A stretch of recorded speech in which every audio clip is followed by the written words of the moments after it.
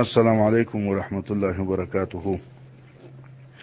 ټول محترم او قدرمنو دوستان ته خپل د مینې محبت سلامونه وړاندې کوم.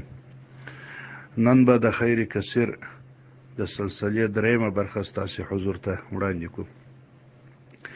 په مخکې برخه کې مو وویل چې الله جل جلاله ته دغه کلمې ډېرې محبوبې دي چې سبحان الله، الحمد لله، لا اله الا الله، والله اکبر. دا خدای تعالی جل جلاله ته ډېرې محبوبې دي. نن به یو داسې طریقه ستاسو حضور ته وړاندې کوو چې حضرت جناب حبیب علیه السلام صلی الله علیه وسلم مبارک موږ ته ښوولې ده، او دا هم یو ډېر عجیبه د حکمت څخه ډکه فایده ده. که یو سړی بیا غواړي چې دغه کلمې سبحان الله والحمد لله ولا اله الا الله والله اکبر دا لږ وارې ووایي، اما د ډېر وارې ویلو ثواب پیدا کړي. مثلا د یو څو واره ویلي، 3 واره ویلي، اما د ثواب د هغه د زرګونو او د لکونو وارې د ویلو ثواب پیدا کړي. دا طریقه هم نبی علیه السلام مبارک صلی الله علیه وسلم مبارک موږ ته ښوولې ده.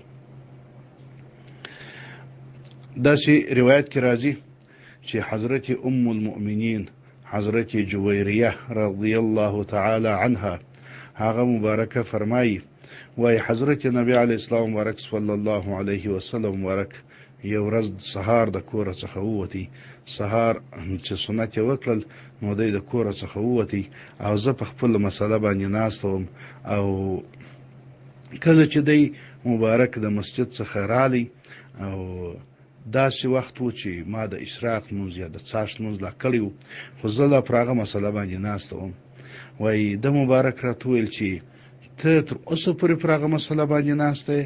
سهار چې زه وتلی و چې ته پر هغه مسله ناسته یې، تر اوسه پورې ناسته یې؟ ما ورته ویل چې هو. وایي نبی علیه السلام مبارک صلی الله علیه وسلم مبارک ورته وفرمیل، وایي زه چې ستا څخه ووتم نو ما 4 دا خبرې وکړلې، 4 جملې مې وویلې، خو دا مې 3 واره وویلې. خو دا زما د 3 واره ویلو ثواب دونه دی، تا چې د سهار وختي څخه بیا تر اوسه پورې څونه ذکر کړی دی او څونه وارې دی ویلي دي، تر هغه ټولو زما د دغه 3 ویلو ثواب باندې زیات دی.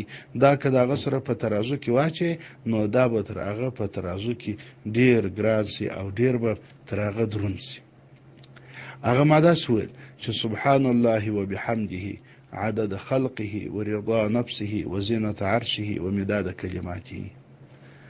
سبحان الله وبحمده عدد خلقه ورضا نفسه وزینة عرشه ومداد کلماته. په دې طریقه باندې چې بیا سړی ووایي چې سبحان الله بحمده، په دغه طریقه ووایي، یعنی دغه 4 جملې ورسره یو ځای کړي چې عدد خلقه ورضا نفسه وزینة عرشه ومداد کلماته.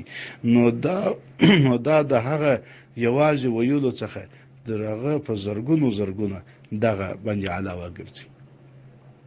او په روایت کې داسې راغلی دی، وایي سبحان الله عدد خلقه، سبحان الله عدد خلقه، سبحان الله عدد خلقه. بیا داسې وایي چې سبحان الله رضا نفسه، سبحان الله رضا نفسه، سبحان الله رضا نفسه. بیا داسې وایي چې سبحان الله زینة عرشه، سبحان الله زینة عرشه، سبحان الله زینة عرشه. بیا داسې وایي چې سبحان الله مداد کلماته، سبحان الله مداد کلماته، سبحان الله مداد کلماته.